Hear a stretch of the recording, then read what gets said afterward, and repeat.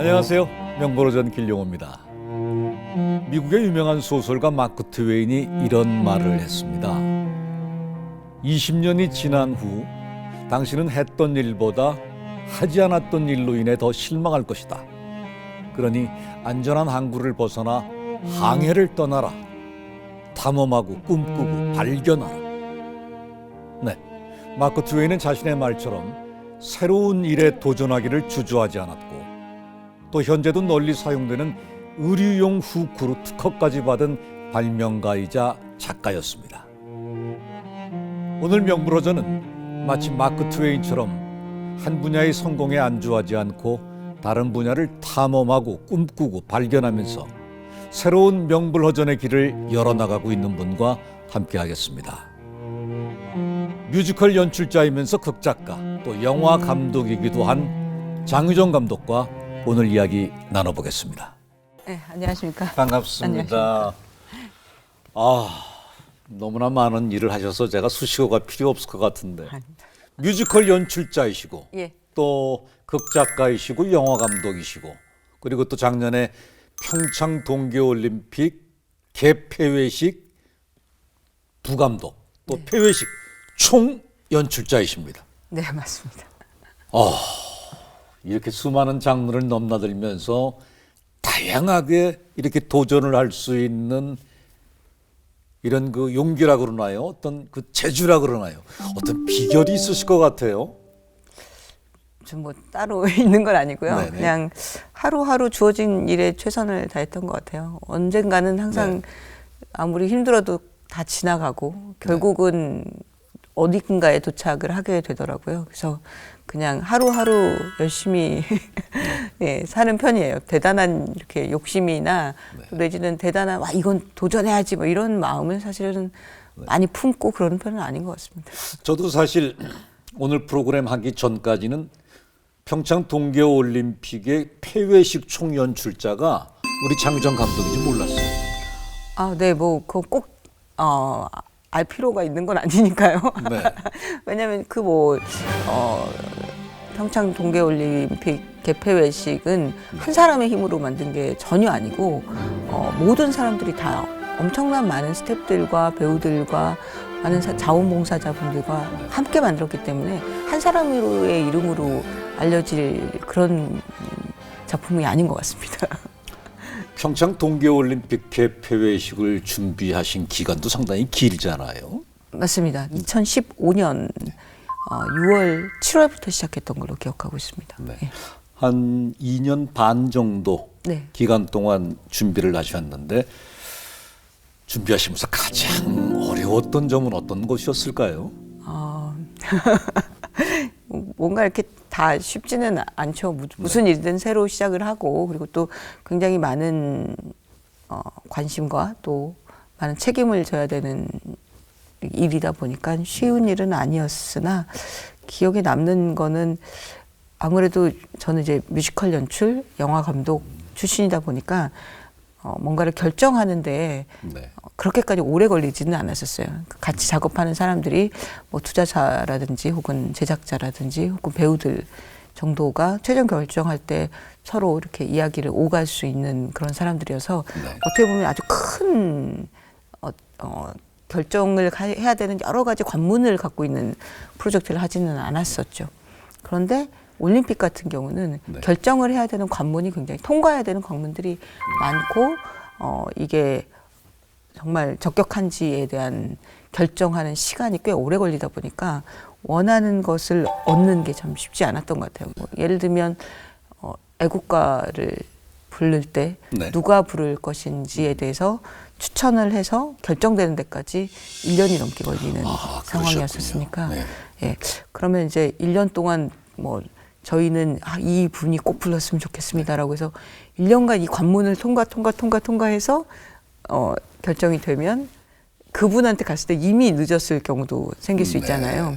다만 애국가뿐만 아니라 그래서 그런 약간 과정 자체가 전에 했던 방식하고 좀 다르기 때문에 적응하는 데 시간이 좀 걸렸었습니다. 그 폐막식 때 애국가를 장사익 선생님이 예, 맞습니다. 부르셨는데 아마 그 애국가를 부르는 가수를 정한 것도 폐회식의 신의 한 수였나 였지 않나 그런 생각이 들었습니다. 정말 감사한 일이었던 거죠. 왜냐하면 어떤 면에서는 이제 개회식이 워낙 중요하죠. 그건 당연하다고 저는 생각해요. 폐회식 연출이지만 그럼에도 불구하고 개회식을 많이들 이제 보게 되니까 개회식이 잘 돼야 사실 폐회식이 잘 된다. 약간 이렇게 형이 잘 돼야 아우가 잘 된다. 이걸 계속 2년 동안 듣고 있었죠. 근데 그 원하는 뭐 예를 들면 물량이든 혹은 제작비든 그거 다 가져갈 수는 없었지만 어쨌든 애국가 재창자만이라도 원하는 사람을 선택할 수 있게 되었을 때 굉장히 감사했고 행복했었어요. 근데 원래 공부를 뮤지컬로 해야겠다라는 걸로 시작을 하셨습니까? 아니면 다른 걸 하시다 뮤지컬 쪽으로 전환을 하신 겁니까? 저는 이제 연극 연출이 전공했었어요. 네. 연극원 연출과를 나왔는데 근데 그 당시에선 학교에서 이렇게 뮤지컬을 따로 가르치거나 뮤지컬이 그렇게 많이 알려질 때가 아니었었어요. 근데 제가 3학년 때 학교에 켈빈 맥클린턴이라는 교수님께서 그 교환 교수처럼 한국으로 오시게 된 거예요. 미국에서 켄트 유니버시티에 계셨던 교수님이셨는데 그 교수님이 오셔가지고 수업을 진행을 했었어요. 그때 이제 음악극, 뭐 이렇게 뮤지컬 드라마 혹은 뮤지컬을 공부하게 될 수 있는 기회가 생긴 거죠. 근데 선생님은 한국어를 당연히 한마디도 못 하셨어요. 네, 한국에서 하신 적도 없었고 한국은 처음 오신 분이었기 때문에 그런데 그분이 굉장히 표현력이 강하신 분이었어요. 조금만 잘하면 너는 정말 천재 같다 이렇게 얘기를 해주는 거예요. 근데 한국에서 그런 칭찬을 받기는 되게 쉽지 않잖아요. 그 선생님한테 넌 정말 천재 같다 이런 얘기 들어보신 적 있으세요? 없지 않아요? 그렇게 말해주면 큰일 나는 줄 알고 말을 안 하잖아요. 잘했어. 조금만 노력하면 더 잘할 수 있을 그 정도까지만 해도 거예요. 저희는 굉장히 감사했었죠. 그렇죠. 근데 넌 천재다. 너는 정말 훌륭하다. 너 같은 애 처음 봤다. 여러 학생 중에 유독 장희정 감독한테만 그런 얘기를 하셨나요? 저는 저한테만 그런 줄 알았죠. 근데 그렇진 않았어요. 알고 보니까. 왜냐면 따로 칭찬을 해주시니까 많은 데서는 잘 안 해주시고 많은 데서 굿잡 정도만 하다가 따로 불러가지고 너 정말 훌륭하다고. 그러면 이제 학생들이 마음이 얼마나 막 부풀어 오르겠어요. 20대의 이 젊은 학생들이 내가 진짜 잘하나 보다라고 생각하죠. 그리고 이제 크게 이제 장면을 탁탁 보여주면 선생님이 큰 그림만 보시고 야 이거 좋다. 좀 더 디테일을 해봐봐라고 하는 편이었었어요. 근데 그러면서 이렇게 조금씩 재미도 느끼게 되고 그 전에도 이제 뮤지컬을 만들기 전에도 음악이나 춤이나 이런 건 되게 관심이 많았어가지고 작업할 때 되게 이렇게 흥분되는 거예요. 너무 행복하고 저는 지금도 뮤지컬 보면 되게 행복하거든요. 너무 막 가슴 뛰고 막 뭐랄까 이렇게 막 좋아하는 혹은 기다렸던 작품 보고 이러면 막 며칠 전부터 막 가슴이 막 이거 봐야지 이런 생각이 드는데 그땐 더 했던 것 같아요. 이런 그 다양한 작품들을 만들고 또 쓰고 하시면서 장윤적 감독의 첫 시작이 지야말로 우리나라의 뮤지컬사의 빅 히트를 친 오 당신이 잠든 사이라는 작품입니다. 네, 맞습니다. 네. 그 당시만 하더라도 번역극 뮤지컬은 이제 좀 막 시작이 되려고 그러던 뮤지컬 시장이었고 더구나 한국 창작 뮤지컬은 거의 생소했었거든요. 많지는 지금만큼 많지는 않았지만 많지 않았죠. 네, 그래도 이제 있긴 했죠. 지하철 1호선이라든지. 이 작품 쓰실 적에 먼저 생각을 하고 이렇게 또 취재를 나가셨나요? 아니면 꽃동네 가서서 어떤 경험과 무슨 뭐 누구랑 인터뷰를 하다가 소재를 찾게 되신 건가요? 꽃동네를 갔죠. 근데 그때만 꽃동네를 갈 때만 해도 이걸 가지고 무슨 작품을 만들어야겠다 이런 생각 전혀 없었어요. 제가 당시에 이제 크리스마스 즈음이었었는데 막 캐롤도 나오고 막 이런데 그때 막 뭔가 이렇게 정신적으로 힘들었던 것 같아요. 뭐 학점이 안 나왔든 혹은 뭐 친구랑 싸웠던 이유는 정확하게 기억이 나지 않지만 소소한 이유로 속이 상해서 밖에 나가고 싶지 않은 상태였었고 이제 저희 여동생하고 저하고 굉장히 친한데 여동생한테 전화를 했어요. 그래서 나 뭐 크리스마스에 나가고 싶지 않고 기분 너무 우울하고 좀 재능도 없는 것 같고 내가 계속 이걸 해야 되는지 모르겠어 이런 얘기를 했더니 언니 그러면 여행을 가라고 하는 거예요. 난 돈도 없어. 그랬더니 그래 꽃동네 한번 가봐. 거기 새로운 세상이야 언니. 봉사 활동을 가신 건 아니고요. 봉사활동을 해봐 이거였었어요. 네, 봉사로. 처음에는 한 2, 3일만 있을 생각이었었어요. 그런데 크리스마스가 끝나고 나니까 크리스마스 기간에는 봉사자들이 엄청 많았는데 끝나고 나니까 아무래도 다들 이제 연말이기도 하고 네. 그 당시 분위기도 그러니까 이제 다 사라진 거예요. 다들 이제 집으로 돌아가신 거예요. 근데 저는 뭐 주위에 뭘 할 게 없고 그리고 좀 미안하기도 하고 왠지 이제 그 많던 봉사자들이 다 나가고 네. 저까지 가버리면 그래서 하루 이틀 있다 보니까 정말 옷도 갈아입을 옷 하나밖에 안 갖고 왔거든요. 네. 근데 거의 2달 가까이 시작하기 전이니까 다 같이 스키장을 가자 그런 거예요. 네. 오랜만에 너 서울 돌아왔으니까 스키장 가자. 그래서 제가 스키를 타본 적도 없고 스키 타는 게 무서워서 안 가겠다고 했어요. 근데 제가 약간 그 어떤 자극점이 하나 있는데 야 너만 가면 다 가. 뭐 이런 얘기를 하면 가야 될 것 같은 거예요. 네. 너만 가면 5명이야. 막 이런 거예요. 그래서 그래 알았어. 그리고 갔어요. 네. 근데 이제 거기는 남학생 한 명을 저한테 붙여준 거예요. 이렇게 스키 타러 가는 도와주는. 근데 그 친구는 이제 조금 하고 제가 이제 그 운동신경이 좋다면서 데려갔어요. 조금 높은 데로. 네. 그 친구 입장에서는 얼른 절 빨리 가리키고 다른 여자친구들한테 가고 싶었던 것 같아요. 근데 제가 넘어져 버린 거예요. 거기서. 네. 그래서 십자인대가 나왔어요. 아, 그래서 집에만 있으니까 할 게 없는 거예요. 계속 친구들은 이제 퍼즐 사다 주더라고요. 그 개구장이 친구들은. 그래서 말괄량이 친구들이랑 같이 퍼즐 하다가 심심해 뭐하지 할머니들 보고 싶어 라고 하면서 하나씩 쓰기 시작했어요. 그 할머니들에 대해서 잊어버리기 싫어가지고. 그랬던 게 오당신이 잡는 사이가 된 거예요. 깁스 덕분에 오당신이 잡는 사이가 탄생이 된 거고. 맞아요. 어쨌든 그때는 못 가서 되게 속상해서 시작한 거죠. 그러니까 뭐 취재를 가야겠다 해서 가는 경우들도 있어요. 근데 제가 작품을 쓸 때 생각해 보면 대다수는 처음에는 그냥 의도치 않게 저한테 주어지는 것 같아요. 그리고 나서 의도를 가지고 열심히 이렇게 막 파는 거죠. 이렇게 막 디깅을 해가지고 이거에 대해서 공부도 하고 자료 조사도 하고 인터뷰도 하고 그러다 보면 이야기거리가 좀 더 풍성해지고 그렇게 작품이 만들어지는 거예요. 오늘날의 장유정 감독님을 하늘에서 만들어 주시려고 스키 타다가 십자인다가 되게 만들어 주신 것 같습니다. 그럴 수도 있죠. 근데 그 약간 영감의 꼬리를 잡는 것 같은 순간이 있는 것 같아요. 그 소극장 뮤지컬 오당신이 잠든 사이 가지고 상을 많이 받으셨어요. 맞아요. 그거 너무 감사했었어요. 뮤지컬 대상에서 최우수 작품상, 네. 또 작사, 극본상. 그 저희가 되게 작은 작품이어서 네. 그런 걸 바라지도 않았어요. 그거는 가능할 거라고 생각하지도 않았었죠. 그리고 길게 하지도 않았어요. 한 달 정도 했었으니까. 그 작품을 만든 그러니까 그 작품 올린 소극장이 90석 정도밖에 되지 않은 아주 작은 연우 소극장이라는 곳이었어요. 그리고 제작비도 그 이제 창작 기금을 만들어가지고, 그러니까 저희가 한 3천만 원 정도의 창작 기금을 받아서 만든 아주 소규모 작품이었었어요. 유명한 배우도 당연히 한 명도 없었고요. 그런데 처음에 딱 오픈을 하고 사람들이 와서 엄청 우는 거예요. 뮤지컬을 보면서 운다라는 게 당시에는 흔치 않은 경험이었어요. 그렇죠. 예, 영화는 보면서 울고 드라마는 보면서 울지만 뮤지컬은 늘 약간 해피해피하고 웃고 네. 아니면 너무 멀고 너무 크니까 감정이입 자체가 쉽지 않고 약간 판타지성이 있고. 근데 당시에 이제 작품이 이제 소문이 나기 시작하면서 티켓을 하나도 구할 수가 없는 거예요. 그러니까 부모님이 와도 못 보고, 예를 들면 학교 선배였던 오만석 선배가 공연을 보러 온 거예요. 당시 오만석 선배는 대학로에서 왕자였거든요. 그분을 보는 것만 해도 되게 행복했는데 볼 데가 없어서 저랑 같이 조명실에서 서서 봤었어요.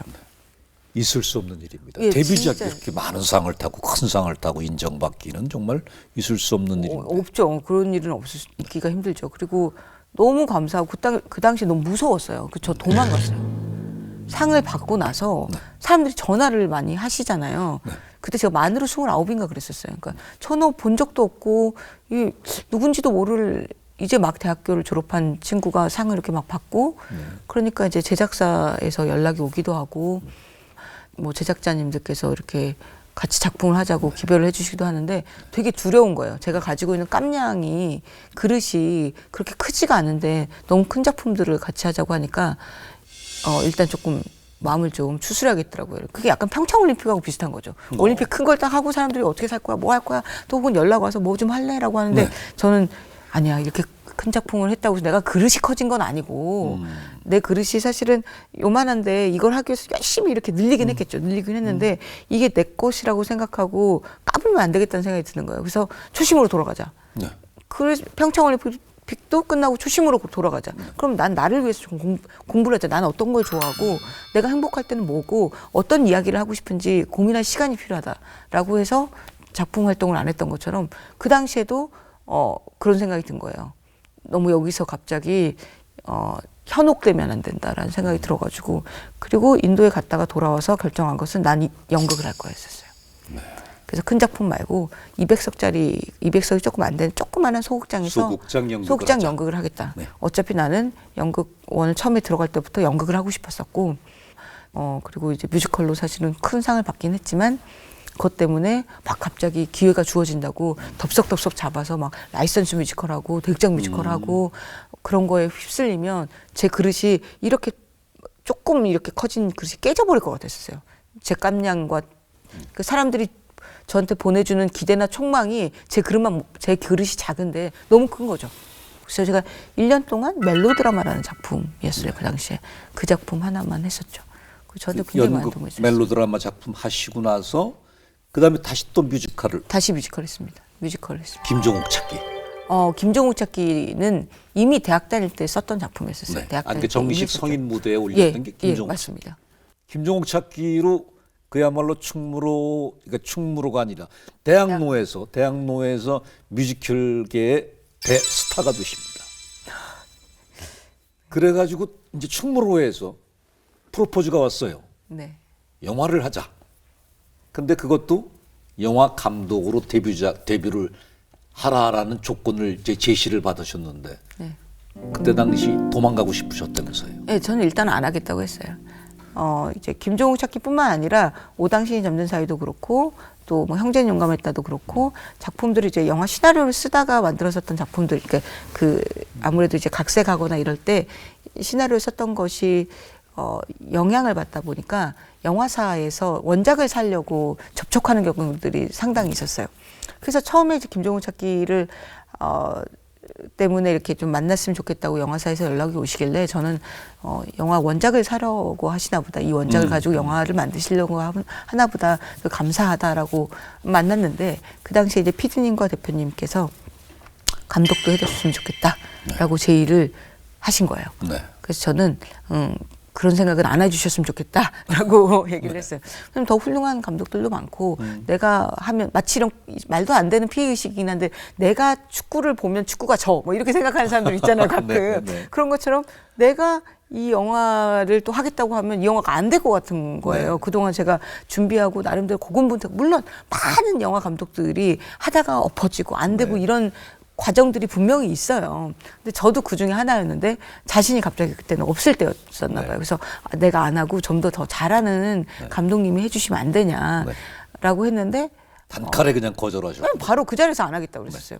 그런데 이제 이 제작사 대표님의 의지가 굉장히 있었던 거죠. 집요하게 연락하셨나 보네요. 집요하게 연락했어요. 그래서 제가 이제 전화를 안 받았어요. 이제 그런 경우가 거의 없거든요. 전화를 안 받고 이렇게 숨고 이런 경우가 없는데 도저히 이제 만나면 할 수가 없는 거예요. 이게 속된 말로 잠수를 타셨네요. 네, 잠수 타기 전에 이런 얘기 했거든요. 제가 저는 진짜 못합니다. 이유는 3가지입니다. 일단 편집을 모릅니다. 두 번째 촬영을 잘 모르죠. 아무래도 제가 촬영을 가본 적 없고 시나리오 썼던 상태에서 영화 감독으로서의 준비도 끝났기 때문에 이렇게 무슨 프리프로덕션 단계를 했거나 촬영하다가 엎어진 게 아니어가지고 그리고 3번째는 영화계 사람들을 모릅니다. 전 자신이 없네요. 죄송합니다. 이러고 이제 전화를 끊었어요. 근데 잠수 따고 나서 연락을 또 하신 거예요. 켰죠. 전화기를 어느 순간에는. 네. 며칠 후에 전화를 켰는데 전화가 또 와서 그때 물론 여러 말을 했지만 그 얘기 중에 이제 제가 워딩만 이렇게 추려서 정리해서 얘기하자면 이제 당신의 그 3가지 말이 틀렸다는 걸 증명하겠다 했어요. 그러니까 전화해서 해주세요도 아니고 당신이 나한테 했던 마지막 말에 3가지 얘기는 다 틀렸다고. 그것을 증명해 보이겠다. 그래서 되게 재밌는 거예요. 네. 일단 갔어요. 커피숍에. 그래서 가서 물어봤어요. 뭐가 틀렸다는 거죠? 라고 했더니 일단 촬영을 모른다고 해서 영화 감독이 되지 않는다는 보장이 같이 일을 하기 시작한다면, 일을 하면 네. 뭐든 할 수 있겠다는 생각이 들었어요. 그리고 한 번도 후회하지 않았어요. 단 한 번도 후회하지 않고 그 분과 브라더까지 작품을 했죠. 자, 이 영화로 재탄생된 김종욱 찾기. 우리나라 창작 뮤지컬에는 최초로 영화화된 작품이에요. 맞습니다. 예. 네. 앞으로 또 새로운 작품을 또 만들 때 어떤 장르를 택할 것인지 그것도 궁금하거든요. 저는 요번에 쉬었을 때 되게 좋았던 게 네. 많은 소재들이 떠오르게 된 거예요. 네. 이렇게 지니어스라는 말이 사실 천재라는 말이 아니라 옛날 고대 그리스어로 요정이라는 뜻이었대요. 그 영감을 가지고 있는 그렇습니까? 요정. 네네. 영감을 가지고 있는 요정이 잠깐 제 앞을 지나가는 거죠. 쉬다 보니까 그런 영감의 요정이 지나갈 때 잡을 수가 있는 거예요. 바쁠 때는 안 잡혀요. 생각도 안 나고요. 생각하고 싶지도 않아요. 뭔가 좋은 아이디어가 있더라도 나 지금 운전하고 있잖아. 나 지금 너무 피곤해. 졸려 죽겠어. 이렇게 됐는데 그냥 편하게 좀 쉬고 뭐 이렇게 제가 박물관, 미술관 이런 걸 너무 좋아하는데 그런데 가서 보면 영감의 요정이라는 게 막 지나다니는 것 같아요. 제 옆에서. 그러다가 우연히 그 영감의 요정이 감고 있는 머플러의 끝을 잡은 거죠. 그래서 아이디어들이 되게 많이 생겼어요. 되게 행복하고 그게 뮤지컬이 될지 영화가 될지 아직은 사실은 잘 모르는데 일단 이야기는 써놓죠. 예전에는 그것도 써놓는 것도 되게 번거롭고 힘들고 그런 시간도 안 나왔는데 지금 이제 작년에 한 해 쉬면서 뭐 30장짜리 트리트먼트를 쓴다든지 아이디어를 계속 정리해 놓는다든지 이런 것들을 할 수 있어가지고 저한테는 굉장히 뜻깊은 시간이었습니다. 앞으로의 어떤 목표나 큰 계획이 있으시면 정리해 주시겠습니까? 앞으로 이렇게 이제 저는 계속 열심히 글 쓰고 연출 준비하고 그럴 것 같아요. 지금도 사실 계속 취재하러 다니거든요. 취재라고 보통 제가 표현을 하는데 어떤 분야에 대해서 잘 모르잖아요. 되게 글을 쓰려고 하는데 제 얘기를 쓴다고 해도 저에 대해서 알기 위해서 주변 사람들을 찾고 내가 왜 그때 그 생각을 할 수밖에 없었는지 선택을 했어야만 했는지에 대해서 스스로도 사실 분석해보는 게 필요한데 하물며 다른 사람들의 이야기 예술이라는 건 그렇잖아요. 내가 살아보지 못했던 인생 혹은 내가 알지 못했던 사람들에 대해서 좀 더 이해의 폭을 더 열 수 있고 그래서 다양한 삶을 경험해 볼 수 있는 게 예술이라고 하면 저한테는 그런 예술을 만들어낼 수 있는 첫 번째 단계가 취재인 것 같아요.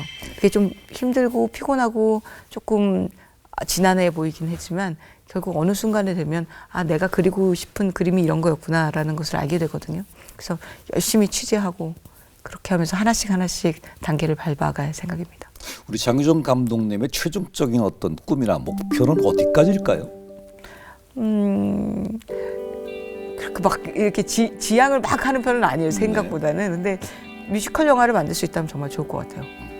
뭐 라라랜드도 그렇고 뭐 레미제라블이라든지 또 맘마미아 2 최근에 나왔었던 영화들 보면 굉장히 많이 발전해 있어요. 그리고 한국 뮤지컬 시장도 예전에 이제 2006년도에 나왔었던 구미호 가족이나 삼거리 극장 때보다는 훨씬 더 관객들도 많아졌고 그리고 또 굳이 공연장에 가지 않더라도 공연을 여러 가지 방법으로 이제 예를 들면 TV를 통해서든 혹은 뮤지컬 영화를 통해서도 경험해 본 사람들이 많거든요. 그래서 이제 언젠가 뮤지컬 영화를 만들 수 있는 기회가 있다면 저한테는 너무나 큰 영광일 것 같고 그리고 사실 제가 안 만들더라도 다른 누군가 뮤지컬 영화를 한국에서 만드는 걸 꼭 보고 싶어요. 꼭 보고 뮤지컬 싶어요. 영화를 우리 장유정 감독님께서 만들어 주셨습니다. 아유, 오늘 긴 시간 동안 너무나 얘기 재밌게 해주셔서 고맙습니다. 불러주셔서 감사합니다. 자, 새로운 도전을 시작하려는 순간 선택의 기로에 서면 누구나 막막하고 또 두려울 수밖에 없을 겁니다. 하지만 그 두려움을 떨쳐내고 새로운 도전을 한 장유정 감독의 선택은 결국 옳은 결정이었던 것 같습니다. 이렇게 뮤지컬 연출가에서 극작가로 또 영화 감독으로 다재다능한 활약을 펼치면서 우리에게 멋진 작품을 선사해 주시니까 말입니다. 오늘 장유정 감독님 함께해 주셔서 너무나 감사를 드리고요. 저는 또 다음번에 새로운 명사의 새로운 인생 이야기로 여러분들 찾아뵙겠습니다. 감사합니다. 안녕히 계십시오.